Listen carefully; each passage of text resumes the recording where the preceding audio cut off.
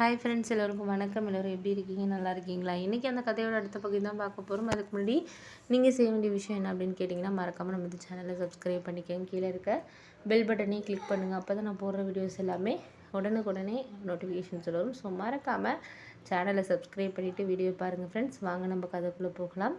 அதுக்கப்புறம் நான் இது மாதிரி சொன்னேன். ஆமாண்ணா, நீங்கள் சொல்கிறதும் கரெக்டு தான்.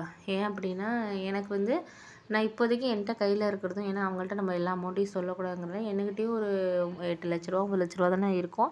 நான் வேறு அரேஞ்ச் பண்ணி உங்களுக்கு நான் முதல்ல இனிஷியல் அமௌண்ட்டாக ஒரு 8,00,000 தரேண்ணா, அதை வச்சு நீங்கள் ஸ்டார்ட் பண்ணுங்கள். ஒரு 2 மாதத்துக்கு அப்புறம் நான் மீதி ஒரு இருக்கிற அமௌண்ட்டை நான் தந்துடுறேன் அப்படின்னு சொல்லிட்டு சொன்னேன். உடனே சொன்னதுக்கப்புறம் சரி ஓகே அப்படின்னு சொல்லிட்டு அவரும் சரி 2,00,000 தானப்பா, நான் அதை அட்ஜஸ்ட் பண்ணிக்கிறேன், 8,00,000 எப்போ தரீங்கன்னு கேட்டார்.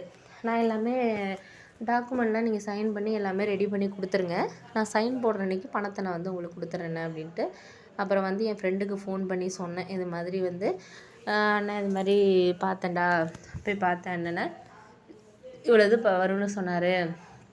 நான் ஒரு 1,00,000 அந்த மாதிரி 2,00,000 கிட்ட கம்மி பண்ணுங்கண்ணே அப்படின்னு சொல்லியிருக்கேன். அவரும் முடிஞ்ச அளவுக்கு நான் ஏதாச்சும் பேசி பார்க்குறேன் அப்படிங்கிற மாதிரி தான் சொல்லியிருக்காரு. ஏன்னா ஆளுங்க எப்படி சம்பளம் எதிர்பார்க்குறாங்கன்னு நமக்கு தெரியலை. ஏன்னா ஒவ்வொரு நாளைக்கு ஒவ்வொரு சம்பளம் ஏறுது இறங்குது. முக்கால்வாசி அவங்களுக்கு சாப்பாடு இதெல்லாம் ஒரு சில பேர் வர்றவங்கள பொறுத்து இருக்குது அப்படிங்கிற மாதிரி அவர் சொன்னார். சரின்னு சொல்லிவிட்டு நானும் ஓகே பார்த்துக்கலாம் அப்படின்னு சொல்லிட்டு நான் இருந்தேன். அதுக்கப்புறம் சரின்ட்டு நான் அதுக்கப்புறம் முடிவு பண்ணேன்னா, அதுக்கப்புறம் ஃப்ரெண்டுக்கிட்ட பேசிட்டு வீட்டில் போயிட்டு அம்மாக்கிட்ட இந்த விஷயத்த சொன்னேன். அம்மாவுக்கு சந்தோஷம்தான். ஏன் அப்படின்னா, இவன் மூத்தவன் இந்த மாதிரி பிஸ்னஸ் பண்ணுறேன்னு சொல்லி இதாக இருக்கிறான், நீயும் கம்மி சம்பளத்துக்கு தான் வேலை பார்க்குறேன்னு நானும் இத்தனை நாளாக ரொம்பவே கவலையில் தான் இருந்தேன். ஆனால் நீ சீட்டு எடுக்கிறது பண்ணுறதுலாம் எனக்கு தெரியும். ஏன்னா அந்த தெருவில் உள்ள ஒருத்தர் என்கிட்ட சொன்னார், உங்கள் பையன் தான் சீட்டு எடுத்திருக்காரு, 4 சீட்டு எடுத்திருக்காரு, 3 சீட்டு எடுத்திருக்காரு. நான் உன்கிட்ட கேட்கலப்பா, ஆனால் நீ ஏதாச்சும் ஒரு திறமையாக ஏதாச்சும் ஒரு விஷயம் பண்ணுவேங்கிறது தான் எனக்கு தெரியும் அப்படின்னோடனே அம்மாவுக்கு ரொம்ப சந்தோஷம். ஏன் அப்படின்னா, நம்ம வீட்டுக்காரர் கட்டின வீட்டோடு இல்லாமல் பையனால் முடிஞ்சது ஏதோ ஒரு மேலே 2 வீடு கட்டுறான்ல அப்படின்னு சொல்லிட்டு ரொம்ப சந்தோஷமாக அம்மா இது பண்ணாங்க. அதுக்கப்புறம் அண்ணியுமே சந்தோஷப்பட்டாங்க. இந்த மனுஷன் தான் இப்படி காசு இது பண்ணிகிட்டு இருக்காருப்பா, நீனாச்சும் திறமையாக ஓரளவு இதாக இருக்கணும்ப்பா அப்படின்னோடனே சரி ஓகே அப்படின்னு சொல்லிட்டு அதுக்கப்புறம் ஓகே அப்படின்னு சொல்லிட்டு பார்த்து இது பண்ணிக்கிட்டு இருக்கோன்னா, உடனே அதுக்கப்புறம் அண்ணி எல்லாருக்கும் ஸ்வீட் செஞ்சு கொடுக்கணும் அப்படின்னு சொல்லிட்டு ஸ்வீட் செஞ்சுட்டு இருந்தாங்க. அப்போ எங்கள் அண்ணன் வந்தார். என்ன எல்லோரும் ரொம்ப சந்தோஷமாக இருக்கீங்க கேட்டோன்னே, இது மாதிரி தம்பி வீடு கட்ட போகிறாராம் மேலே அப்படின்னோடனே எங்கள் அண்ணனுக்கு கொஞ்சம் அதிர்ச்சி தாங்க முடியல. என்னடா இது, 20,000 தான் சம்பாதிக்கிறான், என்ன வீடு கட்டுறான் அது இதுன்னு சொல்கிறாங்களே, உண்மைதானா பொய் சொல்கிறீங்களா அப்படின்னு எங்கள் அண்ணன் நக்கலாக சிரிச்சுட்டு அது பாட்டுக்கு போயிட்டு.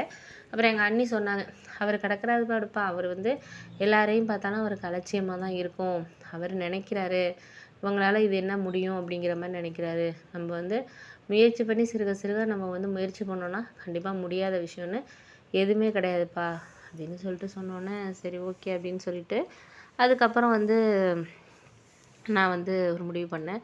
சரி அதுக்கப்புறம் ஒரு 2-3 நாள்லேயும் அம்மாவை அழைச்சிட்டு போய் அண்ணி எல்லாரையும் அழைச்சிட்டு போய் அந்த பத்திரம் இது பண்ணுறதுக்கு நான் போயிட்டு கூப்பிட்டேன். அண்ணன் எங்கேயோ வெளியூர் போயிட்டார். சரின்னு சொல்லிட்டு அண்ணி அதுக்கப்புறம் அம்மா அக்கா எல்லாரையுமே வர சொல்லியிருந்தேன். அக்காவும் வந்துருந்துச்சு. அக்காவுக்கும் நான் முன்னேறணும் அப்படிங்கிற ஒரு ஆசை இருக்கும். ஆனால் எங்கள் அண்ணனையும் விட்டு கொடுக்க முடியாது, என்னையும் பேச முடியாது அப்படின்னுங்கிறதுனால அதால் எதுவுமே சொல்ல முடியாத மாதிரி ஒரு சூழ்நிலையில் தான் இருந்துச்சு. அப்புறம் அண்ணி எல்லாருமே அக்கா எல்லாருமே வந்தாங்க. வந்துட்டு போய் அப்புறம் இன்ஜினியர்கிட்ட அன்றைக்கி நல்ல நாள் பார்த்து எல்லாமே வீடெல்லாம் பார்த்துட்டு எல்லாம் அளந்துக்கிட்டு போயிட்டு பணம் 8,00,000 கையில் கொடுத்தேன். கொடுத்ததுக்கப்புறம் என்கிட்ட ஒரு 4,00,000 இருந்துச்சு. அதுக்கப்புறம் மட்டும் அதை மட்டும் கொடுத்துருவோம் வேலை ஆகணுன்னு அப்படின்னு சொல்லிட்டு நான் ஒரு முடிவில் இருந்தேன். என் ஃப்ரெண்டும் சொன்னான், நான் பேசி பார்க்குறேன், நீ ஒன்றும் கவலைப்படாதடா, அண்ணன் ஏதாச்சும் பேசி பார்ப்போம், பேசி பார்த்தோன்னே நம்ம அதுக்கப்புறம் என்னென்னு பார்ப்போம் அப்படின்னு சொல்லிட்டு சொன்னோன்னே ஓகே ஓகே அப்படின்னு சொல்லிட்டு இருந்தார். அதுக்கப்புறம் என்னாச்சுன்னு பார்த்தீங்கன்னா, நான் பணம் கொடுத்ததுக்கப்புறம் அவருக்கும் சந்தோஷமாக இருந்துச்சு. சரி இதுக்கப்புறம் எந்த மாதிரி விஷயம் இருந்தாலும் நம்ம ஒரு நல்ல முன்னேற்றத்துக்கு வரணும் அப்படிங்கிறனால அவர் பணம் கொடுத்து மறுநாளே வேலையை ஒரு 2-3 நாள்லேயே ஆரம்பிச்சிட்டாரு. கல் மண் எல்லாமே இறங்கி ஒரு வேலையெல்லாம் ஸ்டார்ட் ஆனதுக்கப்புறம் எங்கள் அண்ணனுக்கு முகமே சரியில்லை.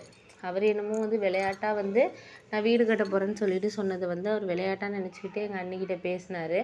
ஆனால் வீடெல்லாம் கட்டணும் இது பண்ணோன்னா அவரே என்கிட்ட பேசுகிறதுக்கு ஒரு மாதிரி வெட்கப்பட்டுக்கிட்டு, என்னடா இது நம்ம தம்பி இப்படி பேசிட்டோமேன்ட்டு அவர் ஒரு மாதிரி இதாக வந்து ஃபீல் பண்ண ஆரம்பிச்சிட்டாருங்கிறது எனக்கு தெரியும்.